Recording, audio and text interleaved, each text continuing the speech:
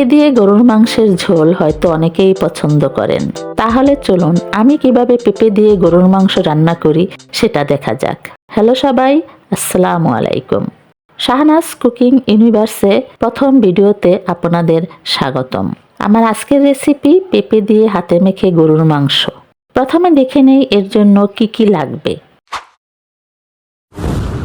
এই রেসিপির জন্য আমি নিয়েছি 1 কেজি গরুর মাংস, একটি মাঝারি আকারের পেঁপে টুকরো করা, আধা কাপ পেঁপে কুচি, 2টি তেজপাতা, 3 টুকরা মাঝারি সাইজের দারচিনি, 4-5টি এলাচ, 4-5টি লবঙ্গ, 5-6টি সাদা গোলমরিচ, আধা কাপ পেঁয়াজ কুচি, 5-6 কোয়া রসুন কুচি, 4-5টি কাঁচামরিচ, 1 টেবিল চামচ আদা বাটা, 1 টেবিল চামচ রসুন বাটা, 1 টেবিল চামচ মরিচের গুঁড়া, 1 টেবিল চামচ হলুদের গুঁড়া, 1 টেবিল চামচ ধনিয়ার গুঁড়া, 1 চা চামচ জিরা গুঁড়া, স্বাদমতো লবণ এবং 2 টেবিল চামচ সরিষার তেল।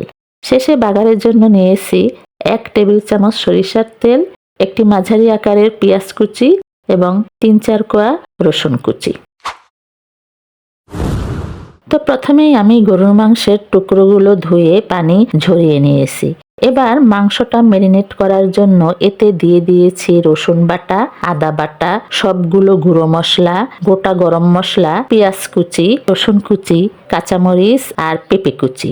মাংসকে দ্রুত সিদ্ধ হতে সাহায্য করা ছাড়াও পেঁপে কিন্তু মানুষের শরীরের জন্য খুবই উপকারী একটি সবজি। এটা একদিকে যেমন পেটের জন্য ভালো, অন্যদিকে ত্বক ও চোখের সুস্বাস্থ্যও গুরুত্বপূর্ণ। আবার এটা বয়সের ছাপ কমানোর সাথে সাথে হৃদরোগের ঝুঁকি কমাতেও সাহায্য করে। তো এখানে সবশেষে সরিষার তেল দিয়ে ভালোভাবে মাখিয়ে ম্যারিনেট হতে রেখে দিয়েছি 30 মিনিটের মতো। 30 মিনিট পর মাংসের হাঁড়িটা ঢাকনা সহ চুলায় মাঝারি আঁচে বসিয়ে দিয়েছি। এ পর্যায়ে মাংস হতে কিছুটা পানি বের হবে। ওই পানিতে কিছুক্ষণ কষিয়ে কিছুটা গরম পানি দিয়ে আবারও কষিয়ে নিলাম পানি শুকিয়ে যাওয়া পর্যন্ত। এরপর এখানে দিয়ে দিলাম টুকরো করে রাখা পেঁপে। ঢাকা দিয়ে রান্না করে নিলাম পেঁপে এবং মাংস মোটামুটি সিদ্ধ হওয়া পর্যন্ত।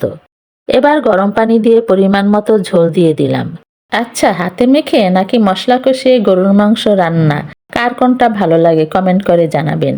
ঝোলটা ঘন হয়ে এলে অন্য একটা প্যানে বাগারের উপকরণগুলো ভেজে নিলাম। এখানে ছিল সরিষার তেল, পেঁয়াজ ও রসুন কুচি। এগুলো ভাজা হয়ে গেলে সম্পূর্ণ তেল সহ দিয়ে দিলাম মাংসের হাঁড়িতে। এবার 2-1 মিনিটের জন্য ঢেকে নামিয়ে নিলাম। সাদা ভাত, পোলাও, খিচুড়ি কিংবা রুটি পরোটার সাথে এর জুড়ি মেলা ভার। ভিডিওটি ভালো লাগলে লাইক দেবেন আর নতুন নতুন রেসিপি পেতে চ্যানেলটা সাবস্ক্রাইব করে পাশের বেল আইকনটি অন করে অল করে দেবেন।